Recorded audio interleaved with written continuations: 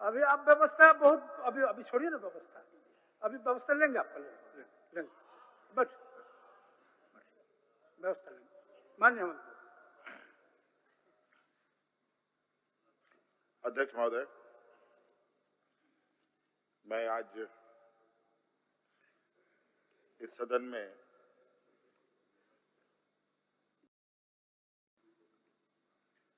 आदरणीय चंपई सोरेन जी के विश्वास मत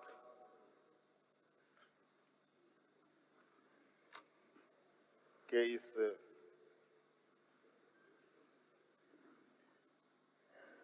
अभ्यास का हिस्सा बन रहा हूं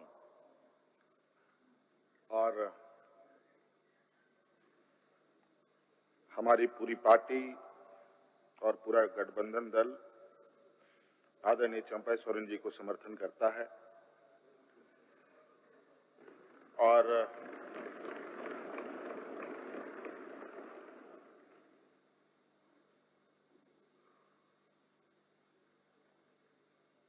मैं कहना चाहूंगा 31 जनवरी की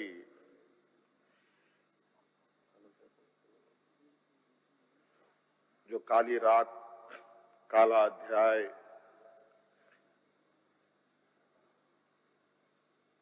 देश के लोकतंत्र में नए तरीके से जुड़ा है।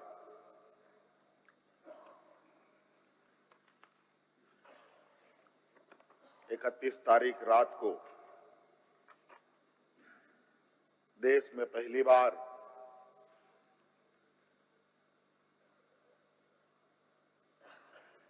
किसी मुख्यमंत्री का गिरफ्तारी हुई हो, मेरे संज्ञान में नहीं है। ये मुझे लगता है ये पहला घटना है और मुझे लगता है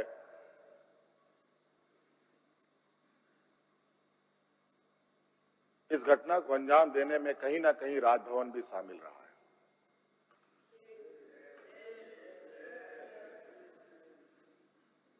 और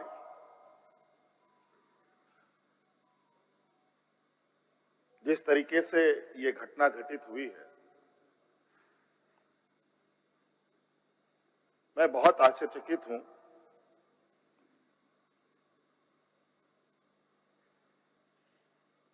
इसलिए कि मैं एक आदिवासी वर्ग से आता हूं। नियम, कायदे, कानून की जानकारी का थोड़ा अभाव रहता है। बौद्धिक क्षमताएं अभी हमारे विपक्ष के बराबर हम लोगों की नहीं है, लेकिन सही गलत की समझ तो हर इंसान भी रखता है, हर जानवर भी रखता है।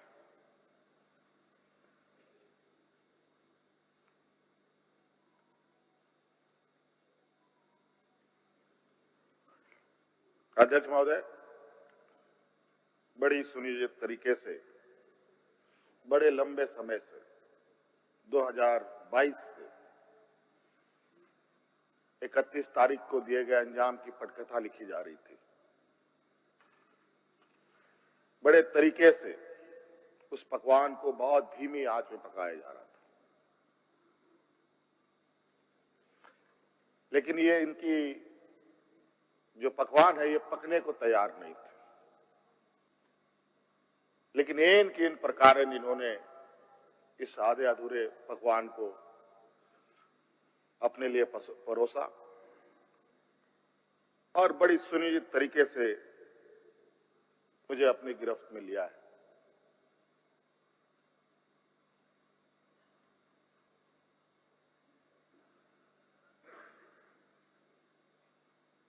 और आज कहीं ना कहीं ऐसा लगता है अध्यक्ष महोदय कि बाबा भीमराव अंबेडकर जी का जो सपना था कि सभी जात धर्म के लोग एक समान प्लेटफॉर्म पे आए, एक बराबरी और एक साथ चले, मुझे लगता है कि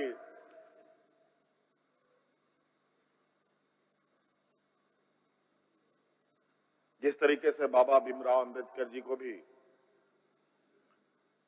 अपना समाज छोड़कर बौद्ध धर्म अपनाना पड़ा। ऐसे ही आदिवासी दलितों के साथ भी आने वाला भविष्य में करने की तैयारी हो रही है।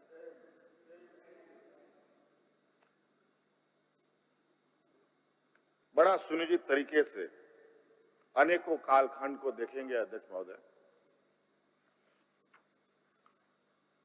जो इन आदिवासी दलित पिछड़े अल्पसंख्यक के ऊपर अत्याचार हुए हैं, वो अत्याचार अध्यक्ष महोदय नए नए चेहरे, नए नए शक्ल, नए नए रूप में दिखते रहे हैं। आज उसी का जीता जागता उदाहरण 31 जनवरी को देखने को मिला है।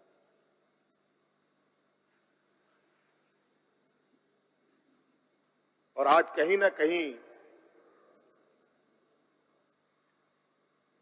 इन वर्गों के प्रति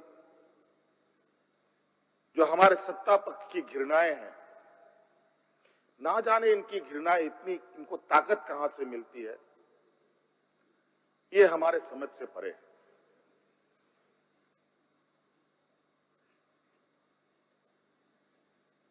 इतनी घृणा, इतना द्वेष का के प्रति इनका आदिवासी दलितों के प्रति कि आपको इससे अंदाजा होगा कि इन्हीं के पाले हुए तंत्र ये कहते शर्माते नहीं कि ये जंगल में थे तो जंगल में ही इनको रहना चाहिए। हम जंगल से बाहर आ गए, इनके बराबर बढ़ गए तो इनके कपड़े मैले होने लगते। ये हमें अछूत दिखते हैं।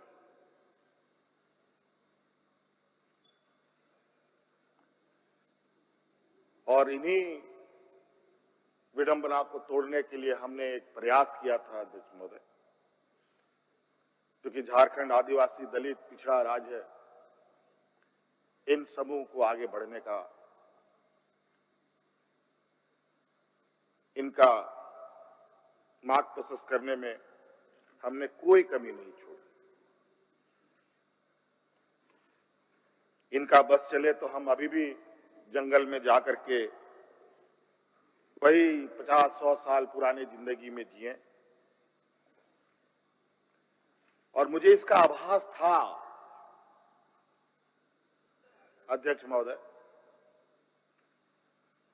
जो इनके अंदर छुपी कुंठा है वो आए दिन ये बयां करती थी, इनके आचरणों से, इनके बयानों से।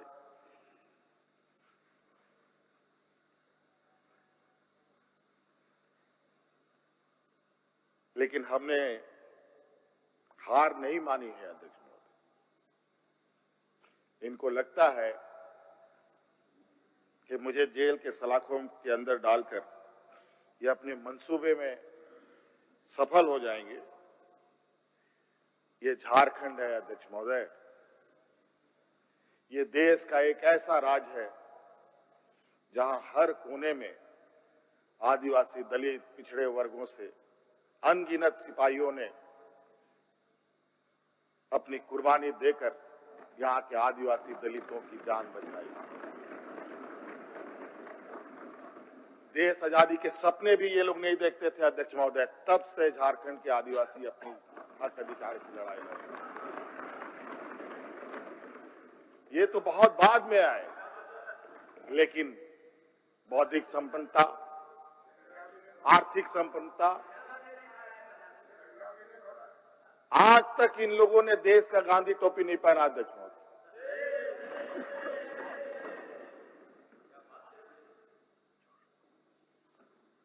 अध्यक्ष महोदय, ईडी, सीबीआई, इनकम टैक्स, जिनको देश के विशेष और काफी संवेदनशील व्यवस्थाएं कही जाती है,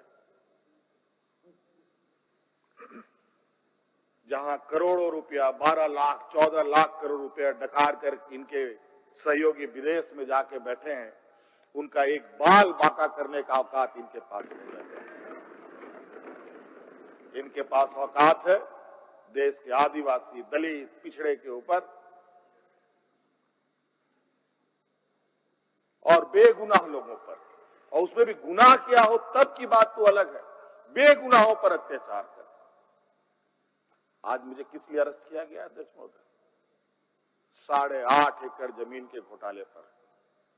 अगर है हिम्मत सदन में तो कागज पटक कर दिखाए कि 8.5 एकड़ का जमीन हेमंत सोरेन के नाम पर है। अगर होगा मैं उस दिन से राजनीति से इस्तीफा दे दूंगा। अध्यक्ष महोदय, जब राजनीतिक रूप से ये नहीं सकते हैं तो ऐसे ही बैकडोर से हमला करते हैं, पीठ पर हमला करते हैं। अध्यक्ष महोदय, मैं आंसू नहीं बहाऊं, आंसू वक्त के लिए रखूंगा। आप लोगों के लिए आंसू का कोई मतलब नहीं। आदिवासी दलितों का, पिछड़ों का, आदिवासी के आंसुओं का कोई मोल नहीं। वक्त आने पर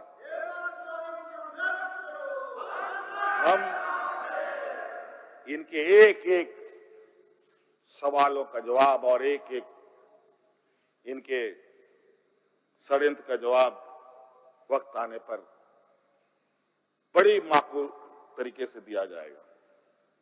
एक्चुअली दुर्भाग्य है अध्यक्ष महोदय इस राज्य का, तथाकथित हमारे राज्य के ही कुछ लोग जो ऐसे सामंती विचार वाले के चरणों में जाकर के झुककर उनकी सेवा और पूजा अर्चना में लगे। नहीं तो इस राज्य की इतनी दुर्दशा नहीं होती अध्यक्ष। राज अलग हुए 23 साल हो रहे हैं, 24 साल हो गए अध्यक्ष महोदय। किसने सबसे अधिक राज किया इस राज्य में? ये मुझे बोलने का जरूरत नहीं है, किसी को बताने की भी जरूरत नहीं। सब अपने गिरेबान में देखें, सबको पता चलेगा कौन कहां बैठा, किसने क्या काम किया। घोटाले इनको 2024 से ही नजर आ रहे हैं, 2000 से नजर नहीं आ रहे, 2019 से ही इनको नजर आ रहे हैं। आज ये नहीं चाहते अध्यक्ष महोदय देश का आदिवासी, दलित, पिछड़ा, अल्पसंख्यक देश के सर्वोच्च स्थान पर पहुंचे। ये नहीं चाहते कि ये जज बने, ये नहीं चाहते ये IAS IPS बने, ये नहीं चाहते ये राजनेता बने। इन्हीं के साथ बैठे लोग हैं। इन लोगों ने भी आदिवासी नेता बनाया था मुख्यमंत्री। बता दीजिए इन कितने आदिवासियों ने 5 साल पूरे किए। और मुझे पता था ये मुझे भी 5 साल पूरा करने में रोड़े अटकाएंगे। और नतीजा ये हुआ, आखिरी सांस तक कुछ भी करो 5 साल पूरा नहीं होना चाहिए, रिकॉर्ड में नहीं लिखना चाहिए, रजिस्टर में नाम नहीं आना चाहिए। बस यही। अध्यक्ष महोदय, हम लोगों ने सर झुकाकर चलना नहीं सीखा। यही खासियत है आदिवासियों। लेकिन होता है कि सरसों में ही भूत है तो सारा भूत भागेगा का, माफ कीजिएगा, सरसों में ही भूत है तो भूत भागेगा का। यहाँ कुछ भूत ऐसे भी हैं जिसकी वजह से ये कठिनाइयों का सामना करना पड़ता है। बहुत प्रयास हुआ, जब जब हम लोगों ने अलग राज्य का परिकल्पना किया तब भी इन लोगों ने हंसी उड़ाई कि आदिवासी लोग अलग राज लेगा। जब हम सत्ता में आए, आदिवासी सत्ता चला पाएगा, कुछ दिनों में गिर जाएगा। मैं हवाई जहाजों में चलता था अध्यक्ष महोदय, उसमें भी इनको तकलीफ। मैं 5 स्टार होटलों में रुकता था, उसमें भी इनको तकलीफ। मैं BMW कार में घूमता हूं, उसमें भी इनको तकलीफ।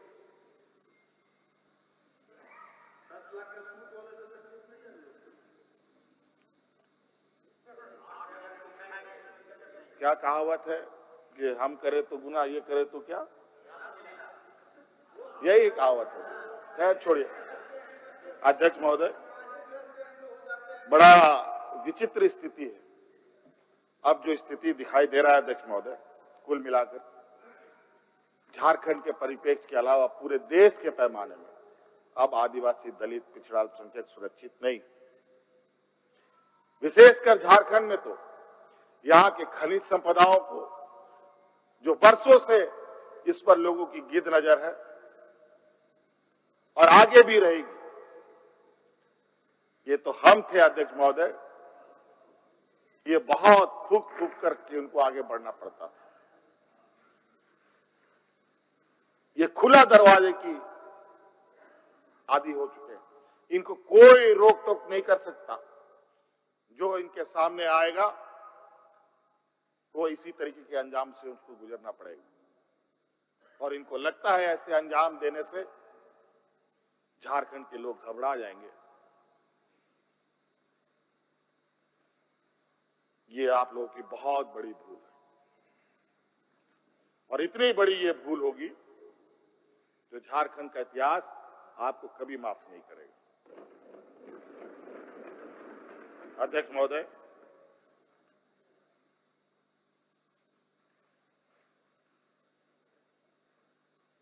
आज जो षड्यंत्र का पैमाना है वो इस कदर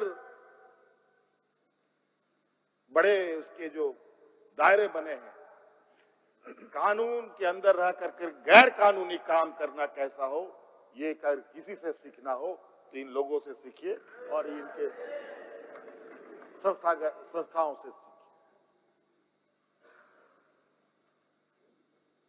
मैं तो कहता हूं, मैं फिर से कहता हूं कि आप लोग दस्तावेज लाइए सदन में, या आपने ईडी और सीबीआई को सपोर्ट कीजिए और कोर्ट में पेश करें।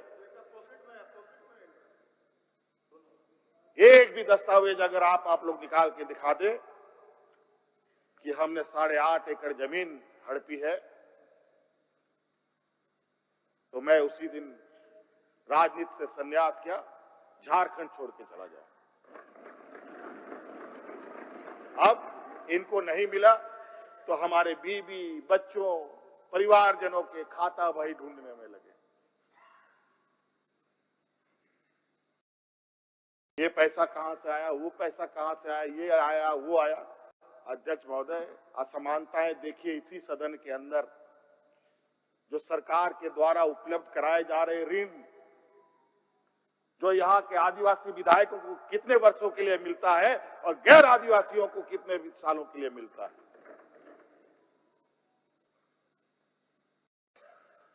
इस विषय पर गंभीरता से सोचने की आवश्यकता है। देखो, ये बहुत लंबी लड़ाई।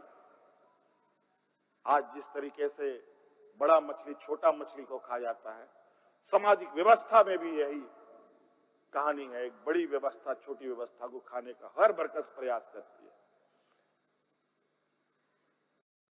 प्रभु राम का प्राण प्रतिष्ठा हुआ 22 जनवरी को।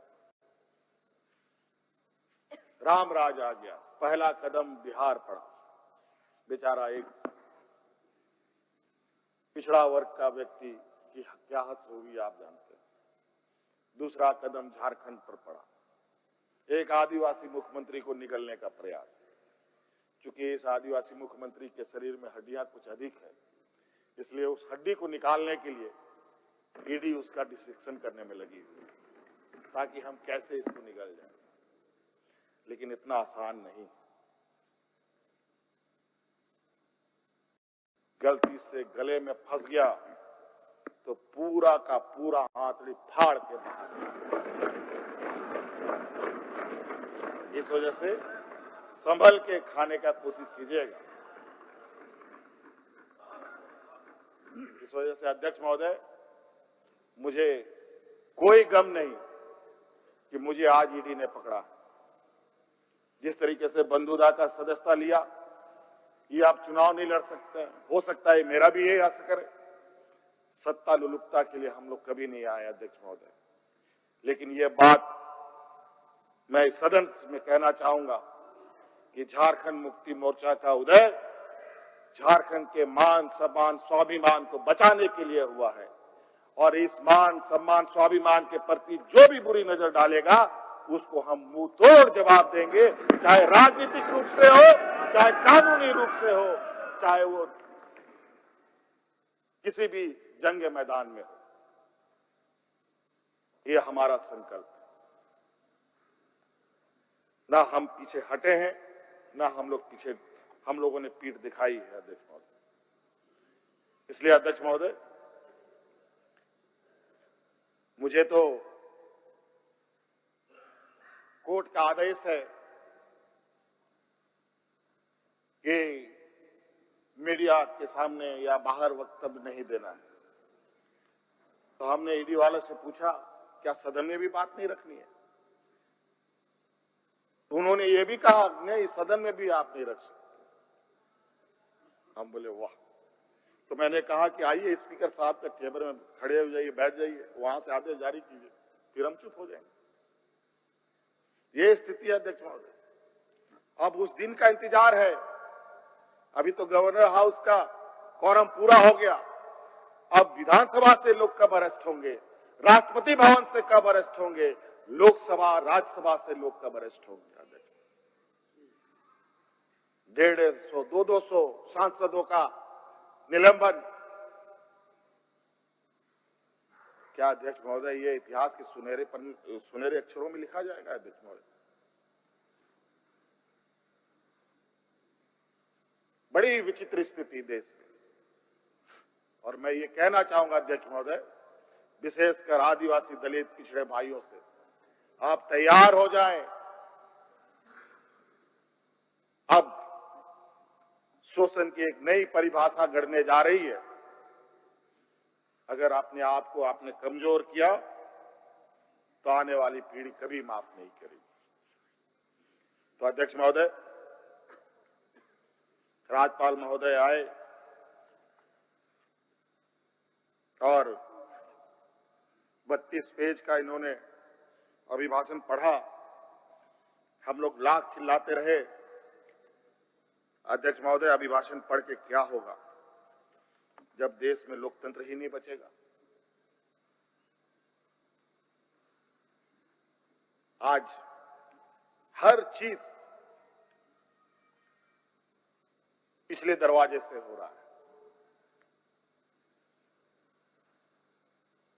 अध्यक्ष महोदय, खैर इतना तो हम लोग बुद्धि ज्ञान है नहीं, लेकिन समय ऐसा भी नहीं है, समय से बड़ा बलवान धरती में कोई नहीं है। और वक्त फिर घूमेगा और फिर हम आपके सामने उपस्थित होंगे और इतनी मजबूती के साथ उपस्थित होंगे कि फिर जो षड्यंत्र कर रहे हैं वो षड्यंत्र आपके धरे के धरे रहे और इस देश के और अपने राज्य के आदिवासी दलित पिछड़ों के लिए जो संघर्ष करना होगा वो करते रहेंगे। धन्यवाद। मान्य सदस्य, मान्य नेता प्रतिपक्ष।